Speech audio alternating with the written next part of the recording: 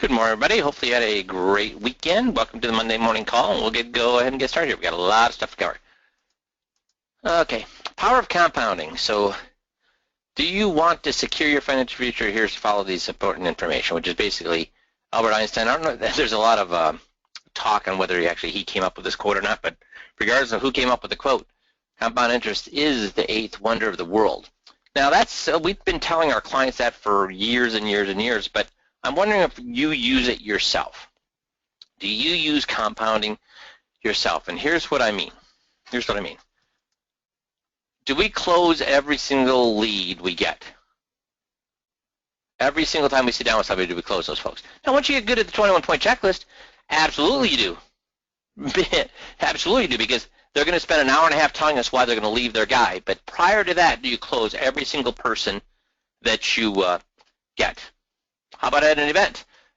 And you know what? If you do the event right, and they tell you, every single person in that room tells you individually 4 times they're going to make an appointment with you, you will get 80 to 100% appointment people to make an appointment with you.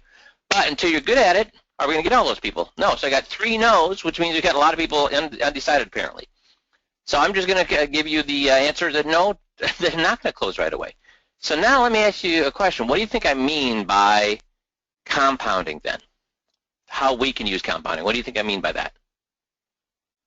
So we're saying that we don't close everybody the first time we sit down with them. Well, I'd agree with that, Roy. Referrals, that'd be one way. Talk to a lot of people, yeah.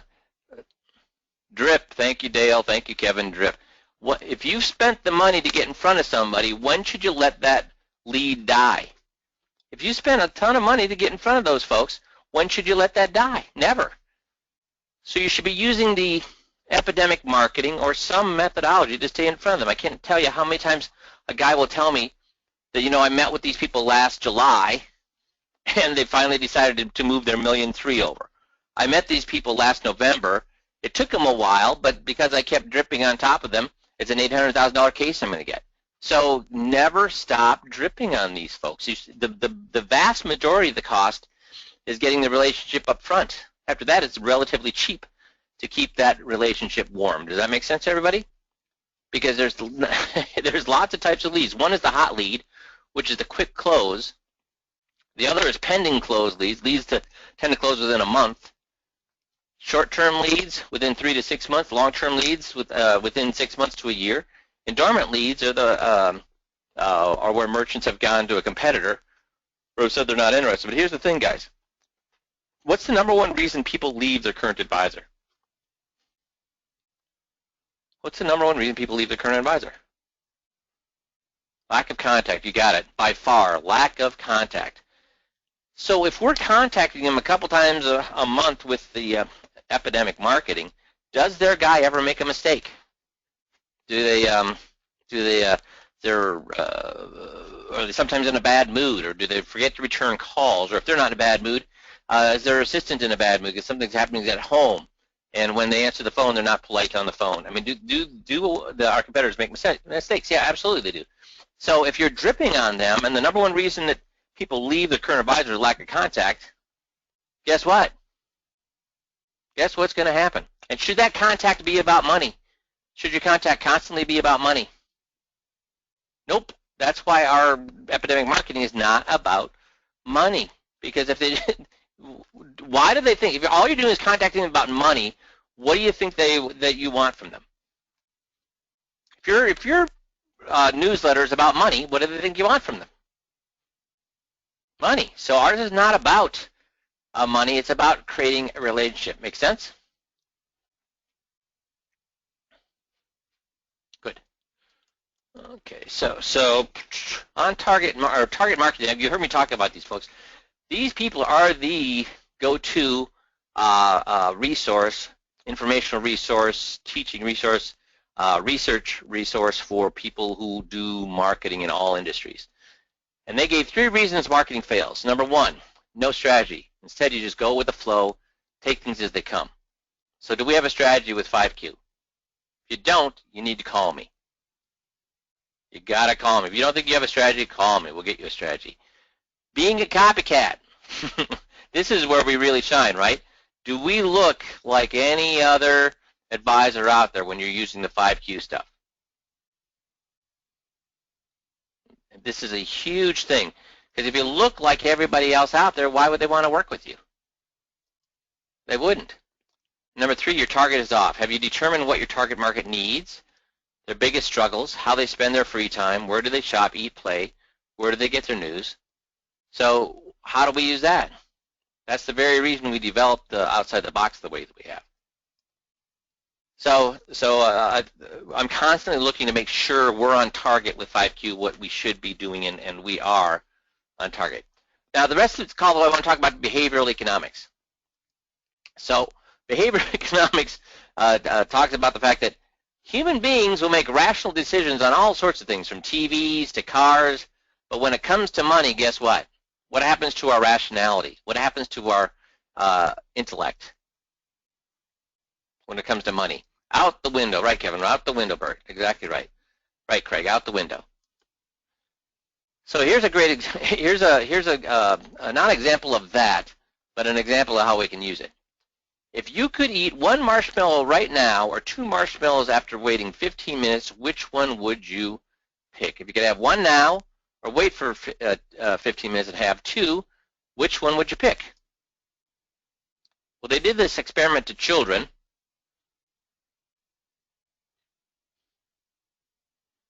And here's what happened. 1 marshmallow now or 2 later. This was the choice Stanford University offered more than 600 children in 1970. A minority ate the marshmallow immediately, but out of those that tried to wait, only a third could wait long enough for their second marshmallow. Most of the time, instant gratification wins the day. So not every, I mean, very few actually just said, no, I'll take 1 right now. Most of them tried to make it just 15 minutes and could not make it. Now, here's the funny thing. So that's pretty interesting in and of itself, but they visited these folks 40 years later. And what do you think they found out between the group? What do you think if they found out about the group that was able to wait for 15 minutes for delayed gratification? Ah, you guys got it. So they scored on average 200 points higher on the SAT tests. Why do you think that was the case? Why do you think that was the case?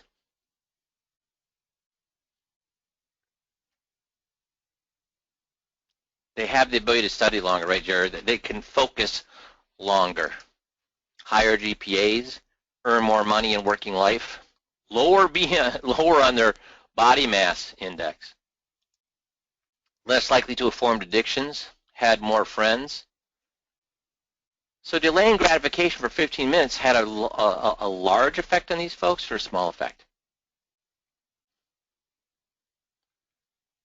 So what do you think I say to somebody who tells me that they don't have the discipline to do a 15-minute tape review on themselves every day?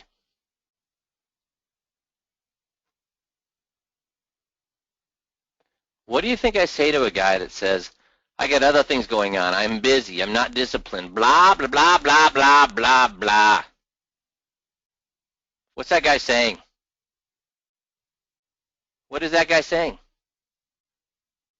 If he doesn't have 15 minutes to spend on his own business, and guys, the #1 reason I went from making 50 grand to $1 million a year within 2 years was because of these 15-minute tape drills. Because knowing all this information, knowing motivational, if I knew motivational interviewing and didn't do the 15-minute drills, where would I be? Yeah, I mean, I studied, I found motivational interviewing, I thought it was awesome. But if I didn't do the 15-minute drills, where would I be? What's that knowledge worth if I didn't do the 15-minute drills? Yeah, I'd be in the same place, Mike. Exactly right. I'd be the exact same place. The 15-minute drills make sure that I'm what? Getting better at that, utilizing that, focusing it on a daily basis. It's the implementation of knowledge, not the knowledge in itself. And it's the 15-minute drill that makes sure that you do it. When you get better every single day, it's amazing how quickly you get. And it's just sad. I mean, I'm just sorry. It's sad. I mean, I'm not kidding. I want to cry on the amount of guys that I talk to in a day, and they give me all sorts of excuses why they are so busy they couldn't spend 15 minutes doing this. Guys, do you really think anybody in this system, anybody in this country is so busy that they couldn't spend 15 minutes a day to triple their income? I want to see everybody's answer on this. Is there anybody that busy? So I only got one no, so now I'm getting a bunch of no. Okay, good. Now everybody's saying no. So why are they not doing the 15 minutes then? Why do you think guys aren't doing the 15 minutes? They don't want to what? They don't want to be, well, lack of discipline. Could be lack of discipline. We handle by having them write a check, and they should be sending that check to a charity that they loathe or detest if they don't do that drill. Of course, they have all sorts of excuses why they can't send that check either. I think I think Bob's got it, and Gianna's got it. Mike's got it. They don't want to be self-critical. They don't want to be held accountable to themselves. They don't like the sound of their voice. Guys, all I do is yap at you guys all day long. I listen to the coaching calls and things like that. Do you really think I like to listen to my voice? I hate it.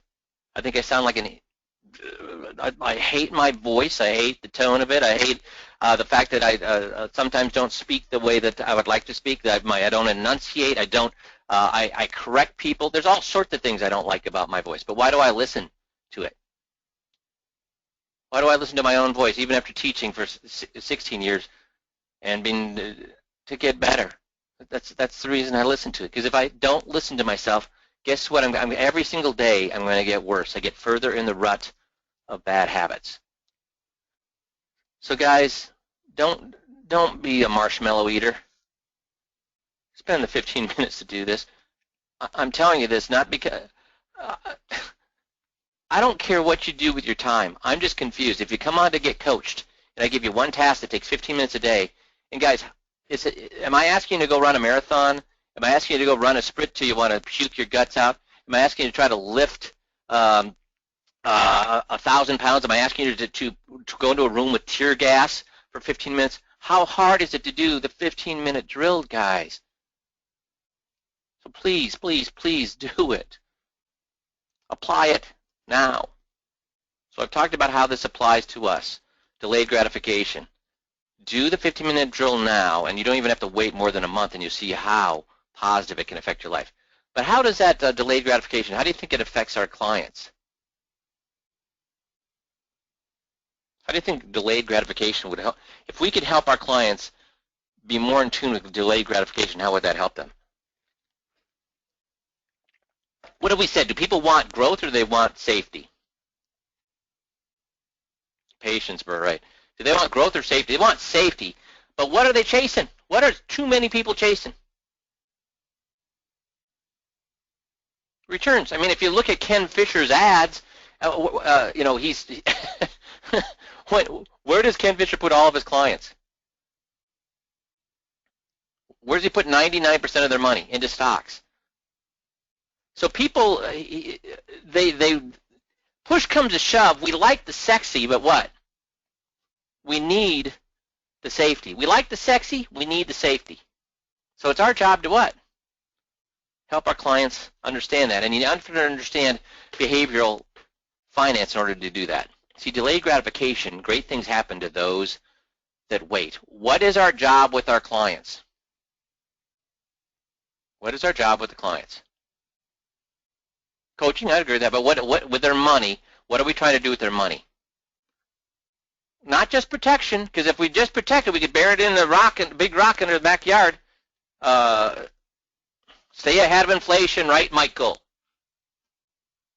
Safety and growth, but beat inflation. That's what I'm looking for. So what do we have to do? What kind of manage expectations? I'd agree with that too, Mark. What do we have to make on their money to give them what they want? 3% plus. And then it's our job to help them understand that what they're looking for is what? Protection of their lifestyle, not to growth at all costs. Make sense? And many of you probably remember this. Over the last 80 years, what percentage of time has the stock market stayed ahead of inflation over the last 80 years? The majority or the minority?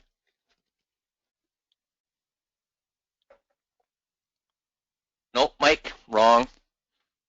Right, Roy. Right, Fred.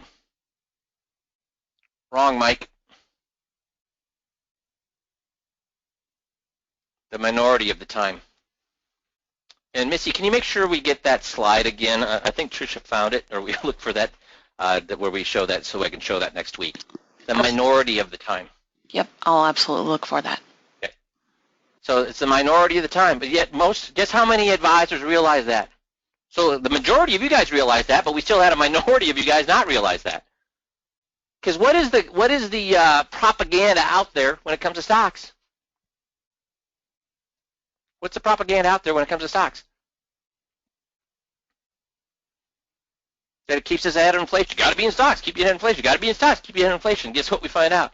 And I'll show you that next week, because we talked about that about 8 months ago, and again already, I think we had some of the new people who didn't realize that. Some of you veterans obviously have internalized that. So, but the thing is, the first step to success is getting out of our own way. So definitely, we've got a lot of hurdles when it comes to managing our expectations and our clients' expectations. Technology is another reason that we have, and what have I been talking about with technology?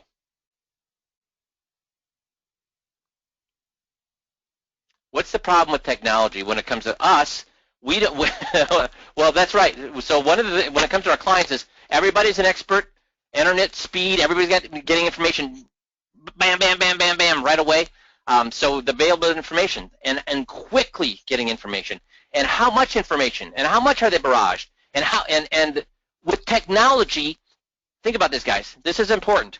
With technology, are we getting well thought out 7-8 page stories from magazines or the New York Times?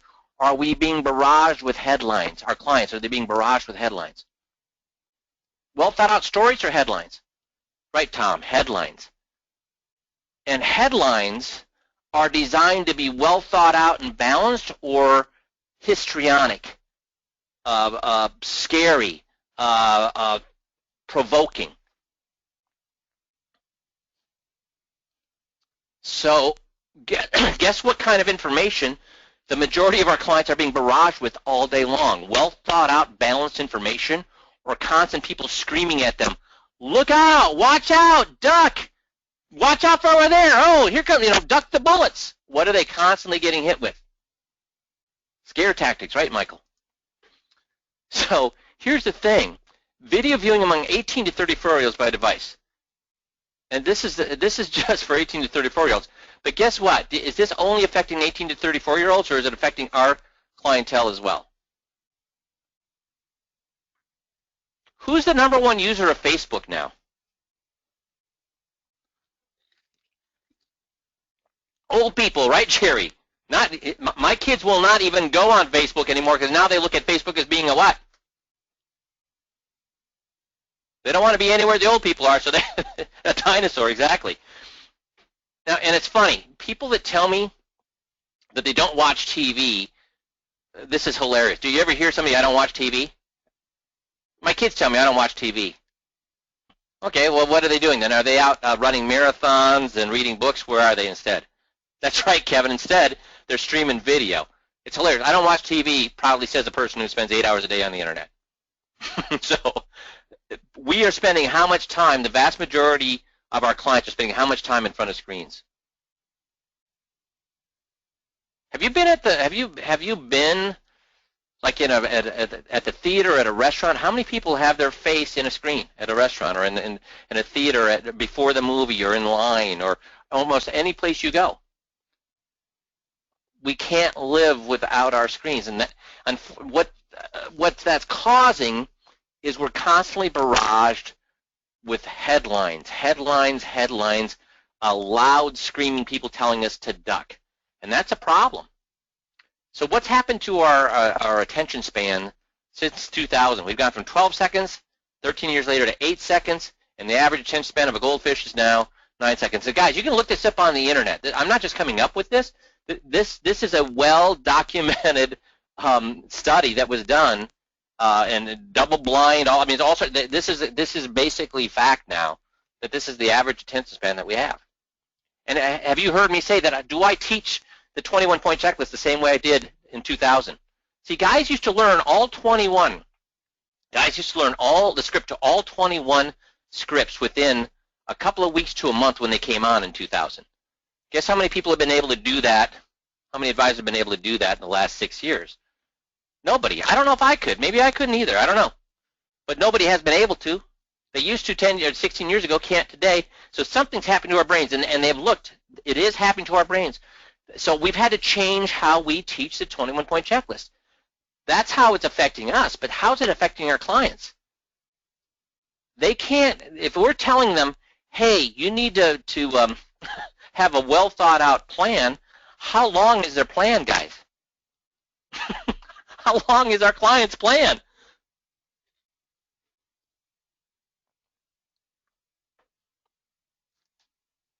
Yeah, 5 minutes. That's a long-term plan, right, Jerry? See, the implication is it's increasingly difficult for investors to build a foundation strong enough to defend against the constant barrage of challenges the market throws at our deepest held convictions.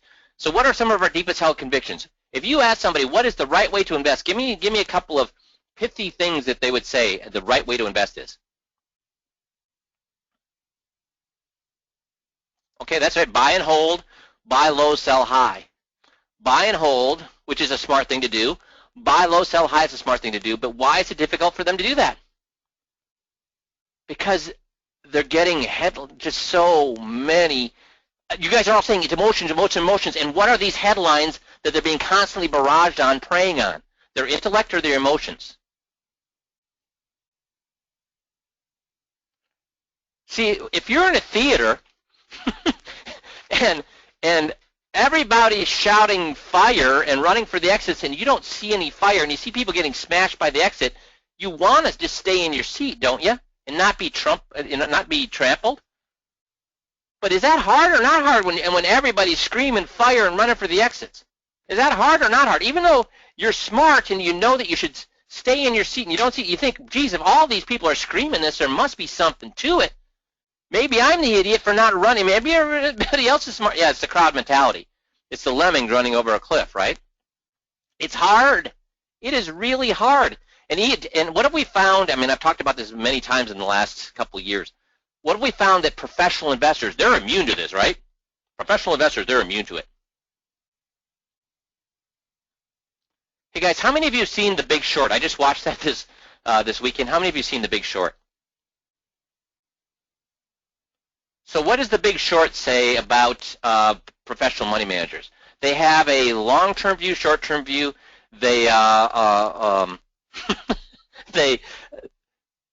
dumb. That's what it basically says. Short-term view. They have no clue. If somebody says something, if everybody's saying the same thing, it must be what? See, that was the big lesson from the Big Short. If everybody's saying the same thing, do I have to do any research, or does it have to be true? If everybody's saying the same thing, do I have to do any research? No, because it must be what? True. And didn't we just talk about that here? If everybody says that stocks keep you ahead of inflation, then it must be what? True. I don't have to do any research. So, guys, we need to take a step back and not be part of the crowd, which is what the Monday morning calls are about. So I appreciate you being on them. See, they're constantly barraged with what is happening right now. It's really important. Hey, what's happening right now? It's really important. These are the headlines, right, that they're getting hit with on all their screens. You need to do something right about it right now, right now, right now. So even if the markets are going sideways, crazy, whatever, they're constantly being told to what? Do something. It's really important. And see, that's a hard thing for humans to breaking news, right, Kevin? So to avoid. And we said with behavioral finance, what have we learned? People place a higher value on a good that they own than on the identical good that they do not own. But main loss aversion is this. They don't want to lose 2 times. See this? 2 times. So the fear of loss is twice as high as the fear of gain. But while we're having pleasure, how much do we think about the pain? When we're having pleasure, when our accounts are going up, how much are we thinking about the pain? We don't. But boy, when that pain happens, how hard do we get hit by it? Especially our, and we're and I say, well, we get hit by it because what do our clients do when the market goes down? Here's a great way to measure it, guys. When you deliver good news, how happy are they as compared to when you have to deliver bad news? How sad are they or mad are they? I think 2 times is not even. Maybe I'm out to lunch, guys. Are your clients equally happy when you deliver good news as they are mad when you deliver bad news? And I wouldn't even say it's 2 times. Guess what I'd say? It's more than 2 times worse when they get that bad news. Am I out to lunch here, or is that really the case? And that's why our job is to keep them ahead of inflation. Make sure that they are keep the current lifestyle that they want. And I've been doing a ton of research on what the boomers want. And retirees want. I've been doing a ton of research. I've probably been through like 6 books in the last month because I'm looking at some marketing things. And over and over and over, guess what? All the marketing is telling me that these retirees are looking for the dream retirement or a secure retirement. Dream retirement or secure retirement? Yeah, they are realists. They are realists. They've decided, I just want a secure retirement. You're all getting it right. They just want a secure retirement because they realize that there's no way in the dickens if they're retired that all of a sudden they're going to have some sort of dream retirement. All they want is to make sure the retirement they have right now what? The retirement they have right now what? Lasts, never goes away. Exactly right. I love this graph. And why the first rule of investing is always the second rule. Who has the first 2 rules of investing? What's a guru that we quote in one of our presentations? Buffett, right. First rule is never have any losses. Second rule is what? First rule is don't have any losses. Second rule is what? What's the second rule? Yeah, that's right. Refer to rule number 1. Second rule is refer to rule number 1. And here, this is a great chart to show people that, hey, if you have a 10% loss, you only need to go up 11% to get back to ground even. 20% loss, you have to go up 25%. 30% loss, you have to go up to 43%. 40% loss, you have to go up 67%. 50%. Look at this. Why is it take? The Nasdaq isn't even back to its highs from 2000. The Nasdaq is not even back to its highs from 2000. Why? This chart tells you why. How much did it have to go back up to get back to current or to where it's high in the 2000? Between 400 and 900%. That's a little or a lot to go up. It's a lot. So why do we act this way when it comes to money? Why do we act this way when it comes to money? Why are we so much more afraid of loss than we are delighted by gains? Here's why. It goes back to our prehistoric brains. So owning 2 clubs, did that double our odds of success of getting an animal? Downing an animal for food? No, so what we learned was what? Losing our club could mean what? So having 2 clubs, that didn't do a lot, but losing our club could do what? Could mean death. We'd be starving. So loss, we've always known, hey, having 2 clubs, yeah, it's not a bad thing to have, but it's really not necessary. So making gains of 10, 13%, yeah, that's not a bad thing to have, but is it necessary? But losing money, is that like death to a lot of clients? It is. Our fight-flight once served us. See, when we were prehistoric, when we were cavemen, fight-flight was awesome because that meant a predator was what? Going to kill us. Does the fight-flight serve us in today's world? Now, think about what we've been talking about for the last half hour. Does fight-flight serve us in today's world the way that the world is affecting us? Remember what's happening on their little screens. What's happening on their little screens that they're looking at continually all day long? Headlines. And every time we see a headline, what happens to their fight-flight? The sky is falling, right, Fred?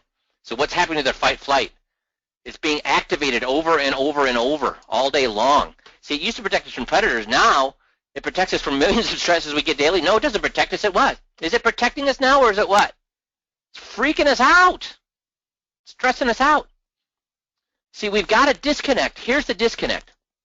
We fear things we shouldn't and ignore things we should. We fear things we shouldn't, but we ignore things we should.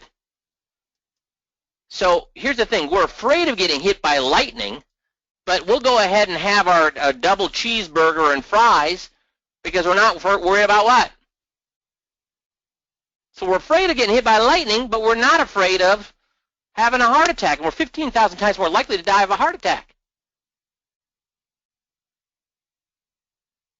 You know, I kind of laughed. One of my guilty pleasures, not on TV anymore, was the prepping shows, the preppers. And these preppers were all afraid. You know, some people thought there was going to be an EMP. Some people thought there was going to be a solar flare. Some people thought there was going to be a chemical attack. Some people, they all were afraid of these things.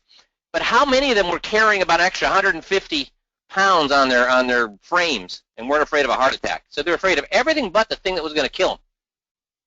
And is it just the preppers, or is that just human nature nowadays? We're afraid of things that aren't going to hurt us and ignoring things that are. It's the way we're built now. So behavioral finance is know thyself. It's know thyself. See, we want to make sure that what? We don't have overconfidence in our abilities. What do I constantly say about money managers? Do money managers have an overconfidence in their abilities? The guys that watch The Big Short, if you haven't watched The Big Short, guys, you got to watch it. It's hilarious. It's a great show. It's infuriating. But there's a lot of lessons in there. With The Big Short, was that whole movie about overconfidence and abilities? The whole movie was. The whole country had overconfidence in its ability. The people selling mortgages had overconfidence in their ability. The people managing these had overconfidence in their ability. Everybody, now here's the thing, guys. Even the guys that shorted the housing market, would you say they had overconfidence in their abilities? Or were they constantly worried about whether they were making the right decision or not?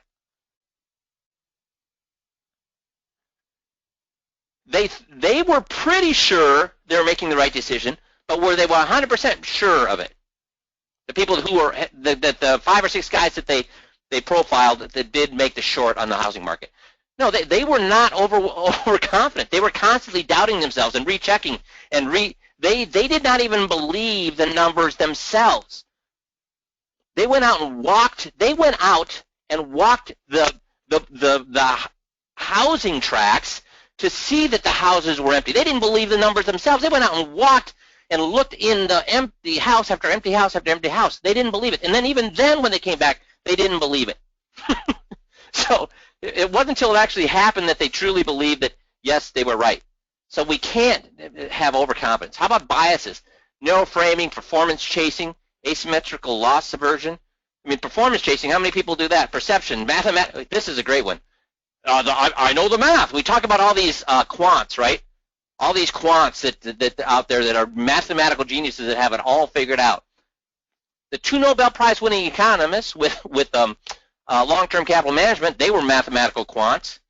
And what happened to their algorithms? Worked great for 3 years, then what happened? Basically went to zero. Investment knowledge, investment experience. What's investment knowledge and experience worth?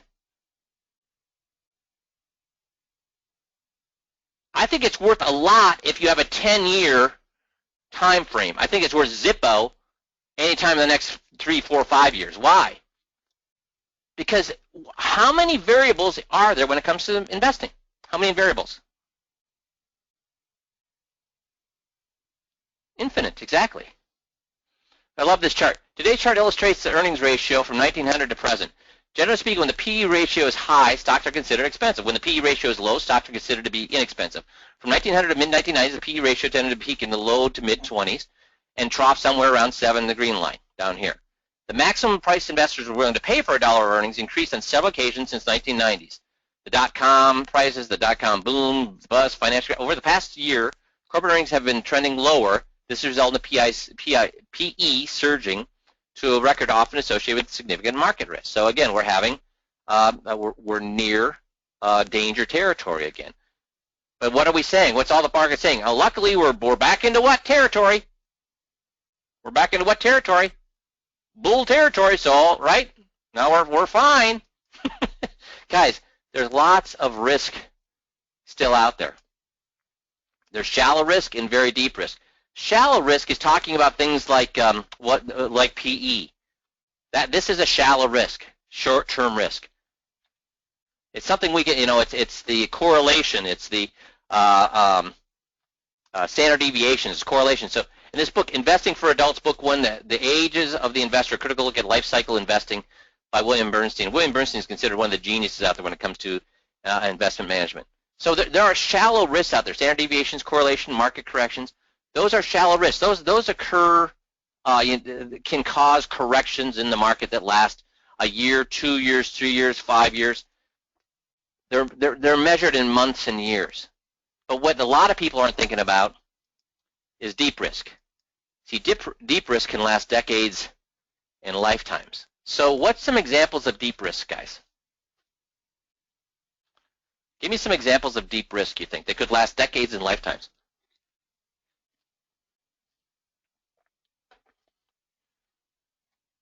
Yeah, the Japanese stock market is a great example of that, Jerry.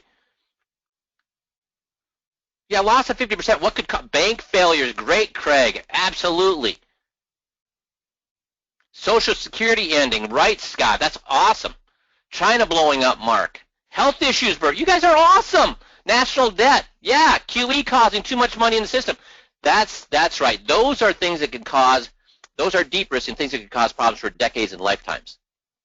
See, and the 4 horsemen, so what Bernstein was talking about is the 4 horsemen of the apocalypse. So he's talking about inflation. But with inflation, he said there's some risk that we have. There is some risk that we have. But with deflation, the second horseman is deflation. He's saying there's, at least in the United States, around the world, there are some countries that have huge risk with deflation. We don't have a lot. Third one is confiscation. He says we have some risk. One of the confiscation risks is increased taxes. And he says that's the one we probably have the most risk of here in the United States. But he says the biggest risk we have is devastation. The 4th rider of the apocalypse, the 4th horseman of the apocalypse is devastation. This is the big risk. And guess how many people are looking at this? See, everybody looks at the numbers. We're all quantitative, right? We're going to go look at the technicals of the market. We're going to look at price-earnings ratio, which I just showed you. Hey, we're in bad territory. But, those are short-term or shallow risks. We're looking at correlation. Hey, if I'm diversified, I'm okay. If I'm picking the right stocks, I'm okay. Guys, the deep risks doesn't matter how diversified you are. Does it matter? Does it matter whether you're following your algorithm or not? See, deep risks, guess what? Deep risks sink the Titanic. Deep risks sink an unsinkable ship. Why? Because does it apply? All boats go down with a lowering tide, dudes. So what are some of the deep risks? Some of you mentioned some of these. China. And when you think about China, how many risks are there in China? Could China go to war over all these islands that they're building? Could they go to war with Taiwan? Could they go to war with North Korea? Could they go to war with South Korea? Could they go to war with Japan? Could they go to war with the U.S.? Could the real estate market finally bust over there? Because you know what? All those in the Big Short, where they're walking through those empty buildings, what is China filled with right now? Whole cities with not a single person living in them. Could it be real estate? Could it be the fact that they've been giving out bad loans, unbelievable bad loans for the last 5 years? Huge amounts of them. I mean, it could be, we don't even know what could be caused in China, right? We don't know. But could it be China? Could it be North Korea? Geez, what they do, they launched 5 more missiles in the last week. We don't know what's happening. Could it be Russia? What's Russia doing? Do we have any clue what's going on with them? What could they do tomorrow? Could be terrorist nations. Didn't spell that right again. God knows what it could be in geopolitical situations. It could be Trump and something that he would do. Could be Obama and something he would do. Could be Fidel Castro and something we don't know. We have no clue what's going to happen geopolitically. And could anything that happen geopolitically, could that be a deep risk that could affect could just sink everything overnight. Could we wake up and the markets could we wake up while the New York Stock Exchange is shut down, all the markets shut down, and basically wake up to a 70% down market if something happened geopolitically? Any of these things. Yeah. Could be personal. Somebody mentioned health. Long-term care. Could be not affecting everybody. It could be just us. But if you all of a sudden find out that your spouse isn't going to be capacitated for the rest of their lives, and I don't care if you're in-home care, because is in-home care any cheaper than is in-home care cheaper than nursing homes? Not by much, right? So you're still going to get 50, 60, 70, 80,000 depending on where you live. Could be taking care of parents and children. Maybe it's not even you or your spouse's long-term care. It could be your parents. How many people now are taking care of their parents and children together? Is that a deep risk that that people are dealing with? Could be a child losing a job. Could be a poor investment decision. Guys, how many times you sit down with these people who are retired and have 97% of their money in the stock market, and they don't think they're and they put down that they're conservative investors? If you need a better lesson in behavioral finance than that, it's unbelievable. They've got 97% of their money in stocks, but then when you talked just 10 minutes earlier about risk tolerance, where were they on the risk tolerance scale? Conservative. So what the heck is going on in their heads? Guys, when it comes to finances, nothing's going on in the heads. The lights are out. Lights are out, and it's our job to help them. How about infrastructure? Could infrastructure cause unbelievable problems? Right, Bruce, it's the ostrich syndrome. Somebody mentioned earlier, banking. What nearly sank us in 2007, 2008? Have they fixed any of the problems? The guys that have watched Big Short, again, you got to go watch that movie, guys. Have they fixed any of the problems that the Big Short pointed out? In fact, right now, did you know the situation with derivatives is worse now than it was in 2007 with banks? And do we have the ability to bail ourselves out the way we did last time? Because what's happening with QE? Where's interest rates now, guys? We're done. That's right, Jason. We do not. So it could be banking. Could be the markets. Could be power. What do we mean by power? Do you guys understand? Do you guys know that it was about 7 years ago, some crackpot shot a transformer in Southern California, a power transformer in Southern California, and what did that do? For those of you who know, what did that do? He shot out one transformer in California, what did that do to nearly half the United States? It was nearly lights out for half the United States. What do you think that would do to markets, guys?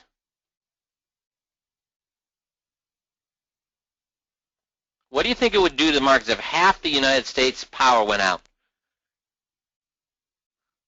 For how long? See, it wouldn't be just about that one thing. It'd be about what? Holy crap, we finally realized that our infrastructure is built on stone or built on sand.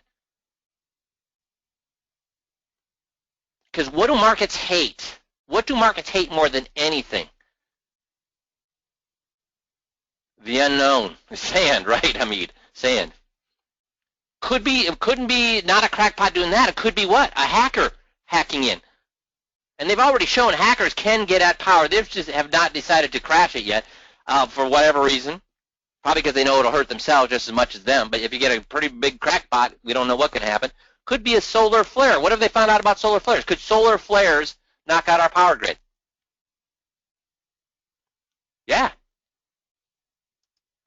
The internet. What if they brought the internet down? What's connected to the internet?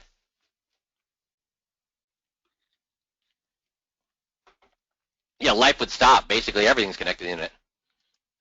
We don't know what could happen. And we got all sorts of things, solar storms, earthquakes, tidal waves, volcanoes, asteroids. The reason I'm saying that is, do we have any clue what's happening in the future? We don't. So guess what William Bernstein's device is with deep risk? Yeah, people are saying I'm very cheery today. Yeah, it's Monday. I thought I'd start off your week with, no, here's the thing. Should we be prepared for the good? Should we be prepared for the bad? Or should we be prepared for both? So guess what the book that William Bernstein wrote, guess what he said? We should be prepared for both. So guess what he recommended? Take a wild guess at William Bernstein recommended. You bet, Dale. See if anybody else gets it.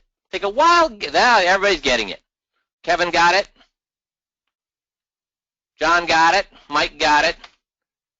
He recommended 50-50. 50-50. So Jerry says, worry about what we can control. Well, here's the thing. If we only worry about what we control and ignore the rest, what could happen to us? In our personal lives, I'd agree with that, Jerry. Worry about what we can control. But when it comes to our portfolios, guess what we need to worry about? Because can we control anything when it comes to our clients or our own investment portfolios? Can we control anything? The only thing we can control is what we lose, right, Carlos? Well put. The only thing we can control is what we lose. So at least have half your clients' monies where? Someplace guaranteed. And where's the best place to have guaranteed money? In bonds, bond bladders? What's the only insurance companies? FIAs, exactly. Make sense? So I didn't mean to be so negative, but the thing is, guys, who's talking about this kind of stuff? I wish this was on the nightly news, because who's talking about the kind of stuff we talked about today? No one. So guess what? Whose job it is to help our clients work themselves through this? It's our job. And that's why we're the good guys. That's why we wear the white hats.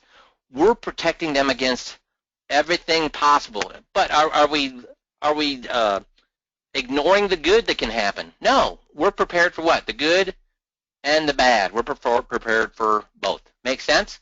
So I didn't mean to put a downer today. I'm just saying, dudes, if you don't want to be affected by a downer, be what?